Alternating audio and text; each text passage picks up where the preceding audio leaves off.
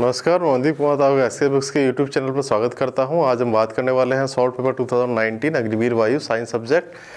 Physics का paper हम deal करेंगे। पेपर 4 है, इसके 2 पार्ट है। तो पार्ट 1 हम यहाँ स्टार्ट करेंगे। तो पार्ट 1 स्टार्ट करने से पहले मैं आपको हमारी बुक्स के बारे में जानकारी देना चाहूँगा। यहाँ पे स्क्रीन पे हमने 3 बुक्स दिखाई हुई है। Agniveer Vayu Indian air force science subject practice paper with solution of difficult problems. इसमें 52 पेपर्स दिए हुए हैं। ये जो पेपर हम डिस्कस कर रहे हैं ये भी इसी बुक से लिया हुआ है, इसका सॉल्यूशन भी हमने इस बुक में दिया हुआ है। अच्छा, उसके बाद है physics air force X group recruitment exam with brief explanation of fundamental principles और Agniveer Vayu Indian air force science subject recruitment test. ये दोनों बुक्स आप थ्योरी और न्यूमेरिकल्स के लिए रेफर कर सकते हैं। तो ये जो हमने डिज़ाइन की है तीनों बुक्स, ये उसी हिसाब से डिज़ाइन की है कि इसके बाहर से कोई क्वेश्चन नहीं आएगा। क्वेश्चंस का कंपाइलेशन उसी हिसाब से किया है कि सारा सिलेबस ये कवर करती है और सारा जो थ्योरी है ये भी इसमें कवर हो जाती है। तो स्टार्ट करते हैं पेपर 4 का पार्ट 1।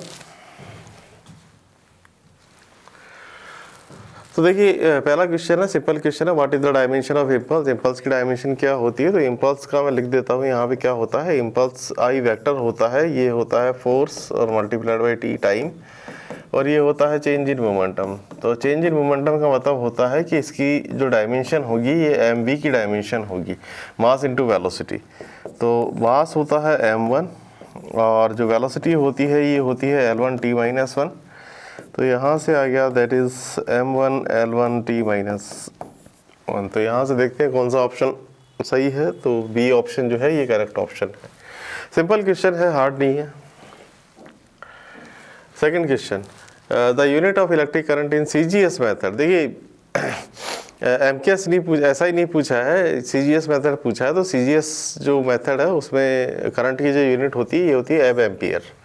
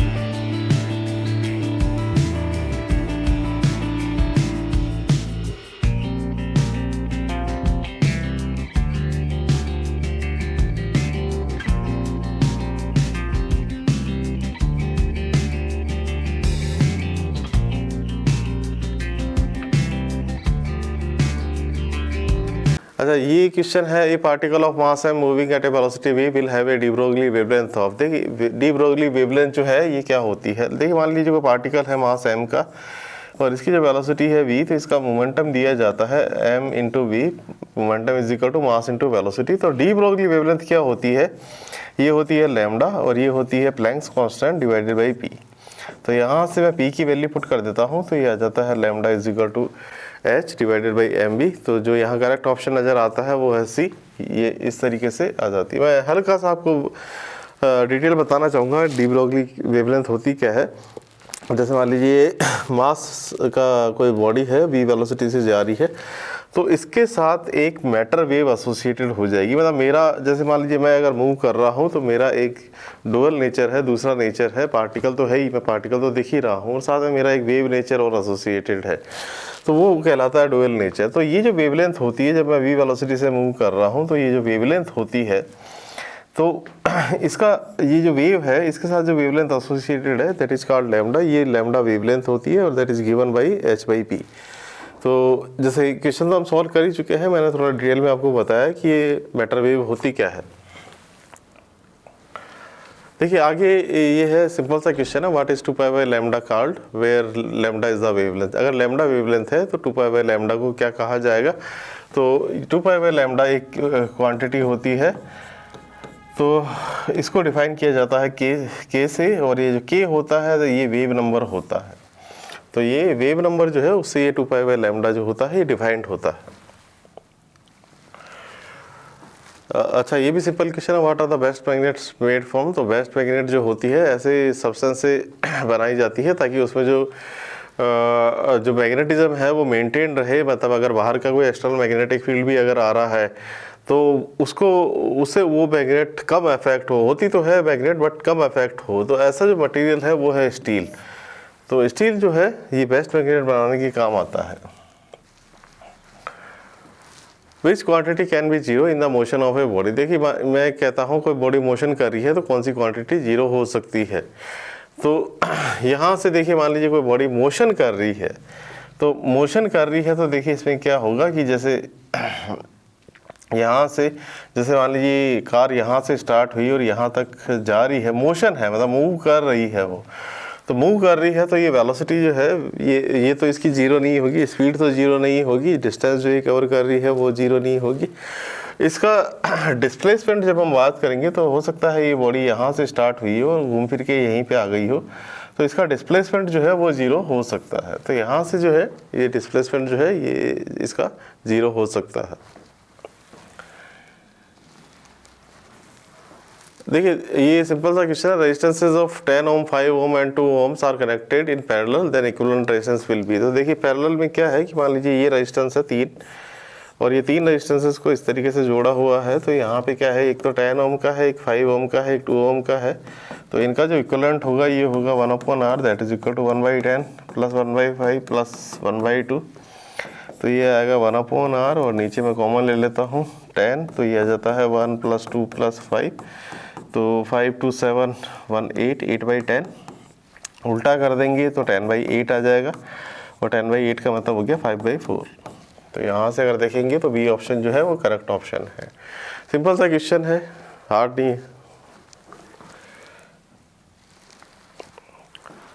ये है, if the distance between two parallel current carrying conductors is doubled then the force applied between them will become. देखिए मान लीजिए दो कंडक्टर है, एक में करंट जा रहा है I1 और एक में करंट जा रहा है I2 और दोनों के बीच में जो डिस्टेंस है लेट अस से ये है D।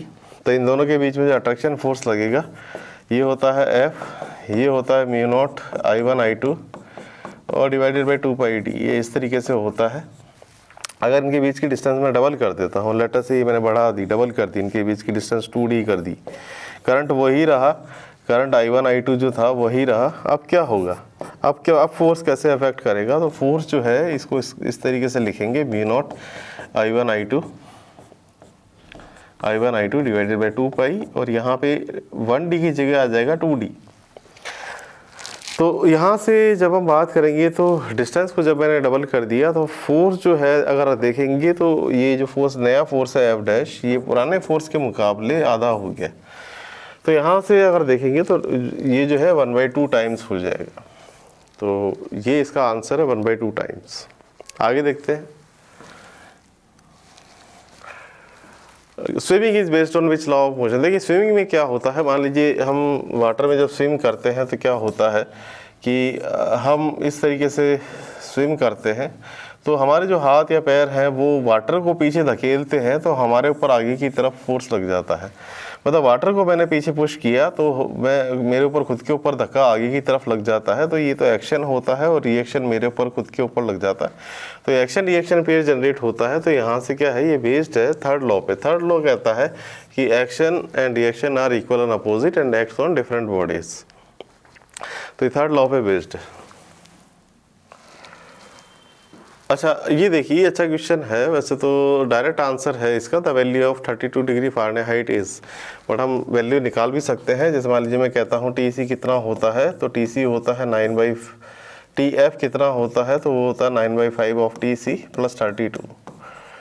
तो अगर मैं फ़ारेनहाइट में टेम्परेचर दिया हुआ है 32, तो ये आ जाता है 9/5 ऑफ TC प्लस 32। तो यहाँ से आ जाता है 0 that is equal to 9/5 of TC और यहाँ से मैं कह सकता हूँ कि जो TC है ये बराबर है 0 डिग्री सेंटीग्रेड। तो यहाँ से जो करेक्ट आंसर है ये आ जाता है 0 डिग्री सेंटीग्रेड। अच्छा, ये देखिए बहुत ही अच्छा क्वेश्चन है, थोड़ा सा कॉन्सेप्चुअल है। क्या कहता है, what is the minimum distance needed for echo, echo के लिए मिनिमम डिस्टेंस कितनी होनी चाहिए। देखिए मैं एक चीज़ बताता हूँ, मान लीजिए एक आदमी है और उसके पास एक दीवार है, तो वो मान लीजिए साउंड एमिट करता है तो इको, जैसे हम देखते हैं जब कभी हम ऊंचे हिल स्टेशन पे जाते हैं, कहीं पे आवाज़ देते हैं पहाड़ियों के बीच में, तो आवाज़ गूंजती हुई वापस आती है, वो कहा जाता है इको। तो इको जो है उसके लिए, सुनने के लिए कितनी मिनिमम डिस्टेंस, मैक्सिमम तो बहुत अच्छी खासी हो सकती है, बट मिनिमम कितनी होनी चाहिए कि हम इको को सुन सके, गूंजती हुई आवाज़ सुन सके। तो देखिए इसके लिए क्या होता है कि एक तो मैंने जब बोला और ये जो आवाज़ गई और टकरा के आई, उसके बीच में जो डिफरेंस होना चाहिए टाइम का, वो होना चाहिए 0.1 सेकेंड। 0.1 सेकेंड का जो है टाइम इंटरवल होना चाहिए, नहीं तो मैं इको नहीं सुन सकता।